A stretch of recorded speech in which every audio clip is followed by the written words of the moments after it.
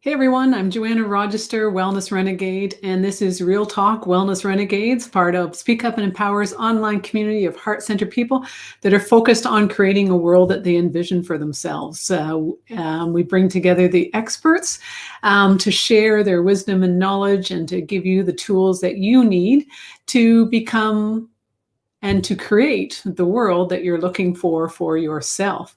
It is an online community, so if you'd like more information, please reach out to and check out the website at www.speakupandempower.com. So as mentioned before, I'm Joanna Rogister, and I am a wellness renegade. Wellness renegades use natural therapies to heal themselves.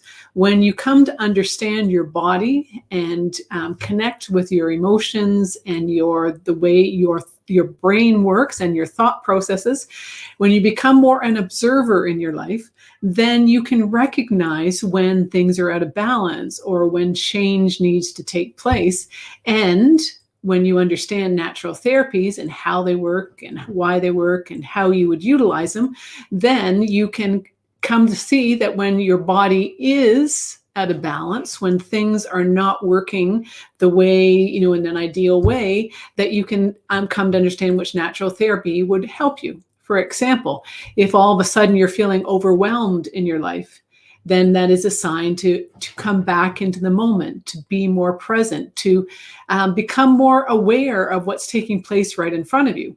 So then you might want to consider Reiki. Reiki slows down the brain, slows down the body, helps you to relax and rejuvenate and come back into yourself.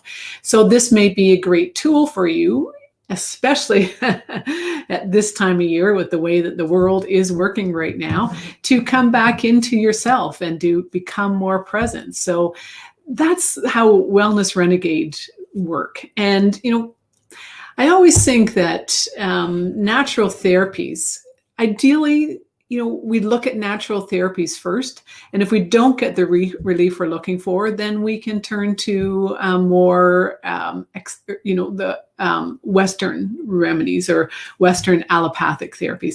Sorry, just a second. My cat is scratching at the door. Juby. See, that can cause anxiety if we let it. So, this time of year is a crazy time for all of us, right? Lots of things on the go. I think one of the biggest things is that we're concerned about a lot, and we worry about a lot, and we have anxiety about a lot of the things that are taking place. Can we get together for Christmas? I live in Canada and in Ontario, and parts of Ontario are almost shut down again. We are in orange mode. It goes to red and then lockdown. We're in the red mode now. We've just switched over. So this means, do we get together for Christmas? Probably not. Some of us can. We live in the same city, but there's going to be a lot of Zooms this Christmas, and hopefully Zoom doesn't break down, but there's going to be a lot of meetings online as opposed to in person. And that is the way it is, but this can cause anxiety, cause a lot of worry for people, especially if you're thinking about elderly parents. My dad and his wife have not left their apartment for quite a while, and now as more and more time goes by, they become more and more hermits. It's becoming more and more challenging for them to even think about leaving their apartment. And that's very worrisome because, there's no mental stimulation there. There's no, continuing to learn or to focus on, staring at the TV and not getting any exercise. So I'm concerned that they're sitting there doing that. And if I allowed myself to get caught up in that collective consciousness of anxiety or worry, then you can go down a rabbit hole that keeps you stuck in that tunnel, a rabbit hole of concern and worry. And then you start thinking about all the other things that are going on in the world, and you get stuck there. And that can start to affect your health. So I would strongly encourage you to become that observer in your life. Start to pay attention more to what your body's telling you, what your thoughts are, how you're being emotionally triggered. And I've had done lots of talks about that in the past, right? It's about being that observer, starting to listen, starting to pay attention to what you're being shown physically, mentally, and emotionally, so that you can start to discern, what is your normal state? What is the state that you'd like to move away from? A lot of us get stuck in the fact, well, I've always had headaches, or diabetes runs in my family, or I've always worried about stuff. Well, it doesn't have to be that way. Just because that's the way it was in the past doesn't mean that going forward it has to change. But it's not about judging yourself that you were doing something wrong in the past. It's just, what do I want for my future? How can I start to adjust? And coming back to the present, being in the moment is such a beautiful place to be, because then there is no worry about the future. There is no anxiety about what's going to happen with your family, your friends, are they going to be healthy? Are you going to be able to get together? Are you going to be able to afford, right? All those things. When you can just focus on this moment. And I'm not saying it's easy, although, ideally, it is very easy. In a snap of a finger, you move towards that. But we all have a story, and that story limits us, and that story prevents us from stepping out of our story and stepping into greater awareness of ourselves. But it can be that journey of discovery, of self-awareness, of becoming to understand yourself better and being able to see something different than what you have now. We are all designed to heal ourselves. We've just forgotten how. And we can learn that. And we can do that by becoming more aware of ourselves and starting to understand the signs from our body, to understand, what that anxiety, how it affects us, and truly where the anxiety comes from. And there are lots of anxiety meds out in the market, but I think there's lots of other things to try also, in order to help yourself. And, if you're on anxiety meds, that's probably was necessary at the time. But it is also, I'd encourage you to start to plan some other things. Getting outside for a walk is such a huge way to release anxiety, to come back into the moment and be more present, and to allow yourself to realize that, now is good. Now I don't have to worry about the future. So I'm not minimizing anyone that experiences anxiety or depression, but there are tips and tools to start to play with. Or if you started to notice yourself moving towards more anxiety or depression, or, just worry in general, then, there are ways that you can move away from that and move more towards being more present. Meditation obviously is a huge tool for a lot of people, and meditation doesn't have to be just clearing the mind, but meditation can also be about guided meditation, walking meditation. There's all kinds of podcast pages, YouTube channels, for whatever type of meditation for every length of time that can guide you through a journey to release or become more aware, or, to step into the present. There's lots of tools available in that way. But it can be as simple as just breathing, right? The majority of us breathe very shallow into the top parts of our lungs. Excuse me. And when we breathe shallow, our brain doesn't function as well, and there's not enough oxygen getting to our body. But those deep breaths slow us down, bring us back into this moment, allow us to be more present and more aware and more conscious of who we are. And so I would also encourage you to start to change the way you envision these upcoming holiday times. Right? We can't change the world around us, but we can change how we see it. So consider trying to see things in a different way. I used to imagine myself, this perfect Christmas, and all the family get together and we have this wonderful meal and open the gifts and everyone gets along, and that never ever happened. There was always some argument, always some discussion, or part of the meal didn't turn out. Like it could never be perfect, but nothing ever is perfect. So instead of imagining this, this perfect day, instead think of, the emotions that you want to feel, the joy, the happiness, the feeling of unity, serenity, of being with family, being with people that you love, being with people that you care about. And so instead of searching for that perfect day with these people, instead, if you can turn inwards and look at, what do you want to feel at the end of the day? And it may not have anything to do with anyone else, because, and it really doesn't, because where do you get joy from? You get joy from inside of you, from releasing your blocks, releasing the barriers, stepping into alignment with your soul. When you're stepping into alignment, that's when you can find joy and happiness. So this is really huge, to start to look internally for what brings you joy and what brings you happiness, as opposed to depending upon other people or an occasion or an event or a get together or whatever. But if you can find that happiness within you, then that's a huge thing.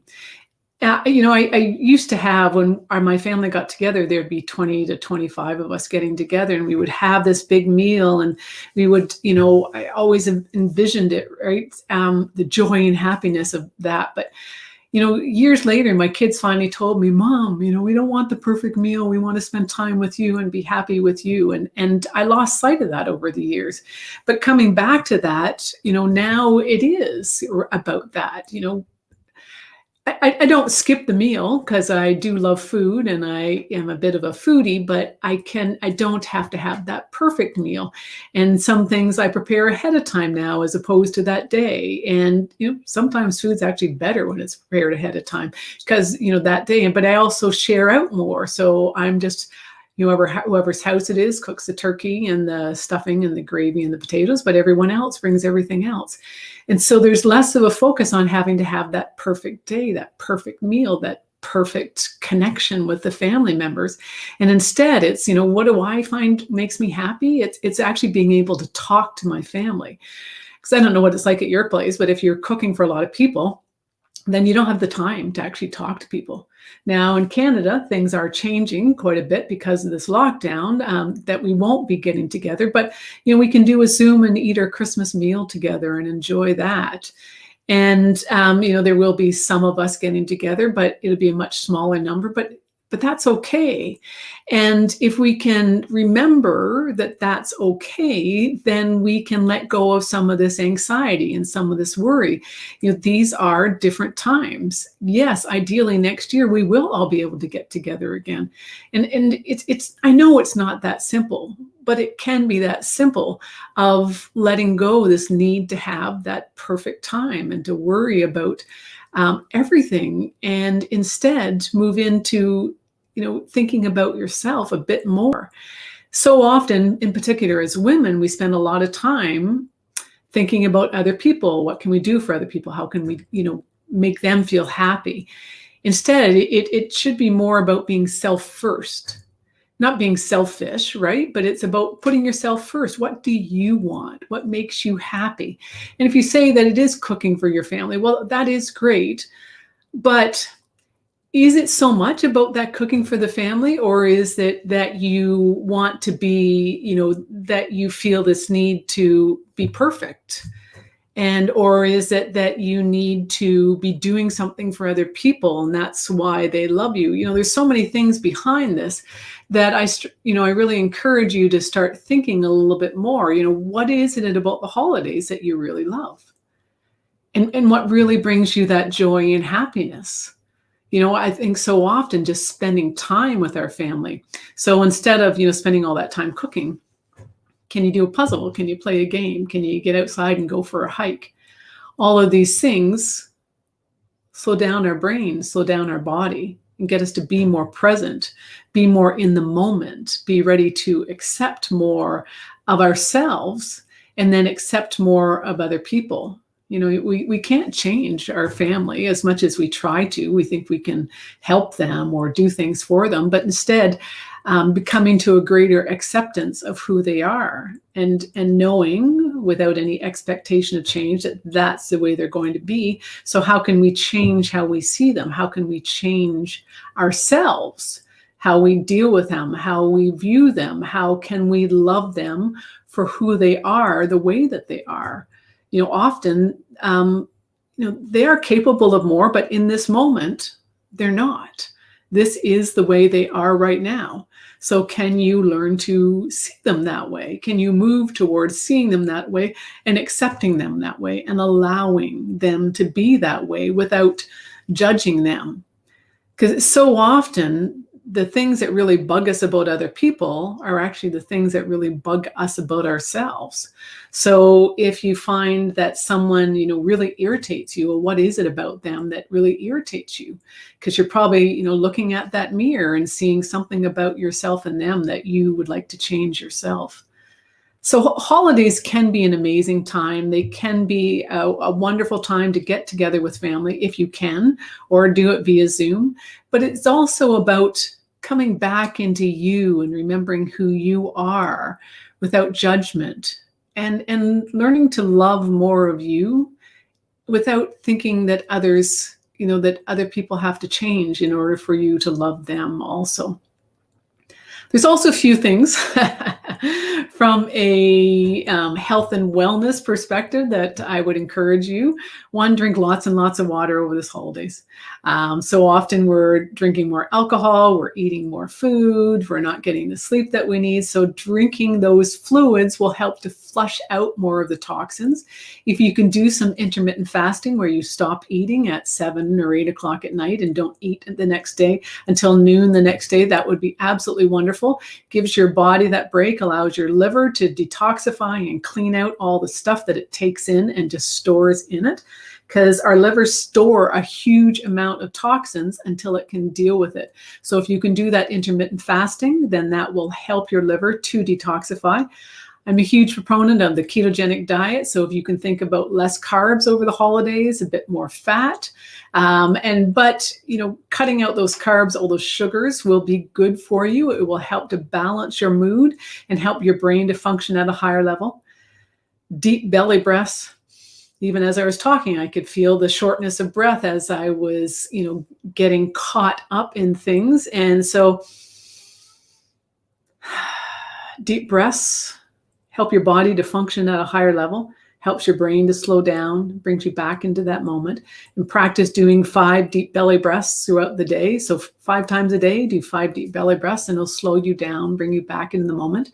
When you go to any occasions where there is lots of food, then actually drink lots of water ahead of time. If you drink the exogenous ketones that I do, approve it, then consider drinking one of those decaffeinated if you don't do well with caffeine, about a half an hour before you go. This will help you to feel fuller, but also help you to crave or to reduce your cravings and your desire for food more.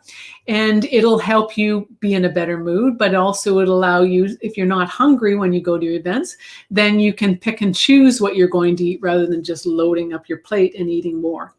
Because that's one of the biggest things is that a lot of people, like if you're eating good whole foods, and we do tend to more at Christmas ideally, because we've got the turkey and the potatoes and the vegetables and everything like that. But instead, rather than, sorry, I lost what I was going to say in there. It's just, cut back on the foods rather than a big, huge plate, go with a smaller plate and don't go back for second helpings, right? Often we eat too much and that makes us feel really crappy and tired and everything like that. So, and pay attention to what the food that you're putting in your body and how it makes you feel. And, can you change? Can you look at food slightly differently and try and not eat as much this holidays? Because so often because we're bored, or we eat because we're frustrated, or we eat because we're angry.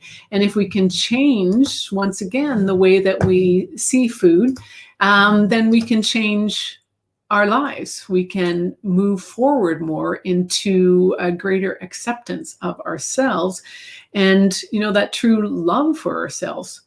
So, this holidays, think more about what you want. And what are you looking for? What brings you joy? What brings you happiness? And how can you bring more of that into your life? What can you let go of? What can you push off the table to allow that joy and happiness, that time, that whatever fulfills you, that time with your family, and move towards those things rather than continuing on with the same mindset that you've always had about what Christmas should look like or what you should be like. You should be be like and what your family should be like and everything along that lines. So stepping into more of understanding you and your true ability and your true power will help you move through these holidays with less anxiety and less worry, and drinking lots of water. So have an amazing holiday season, and however you celebrate it. And I wish you much joy, happiness, peace, and wellness.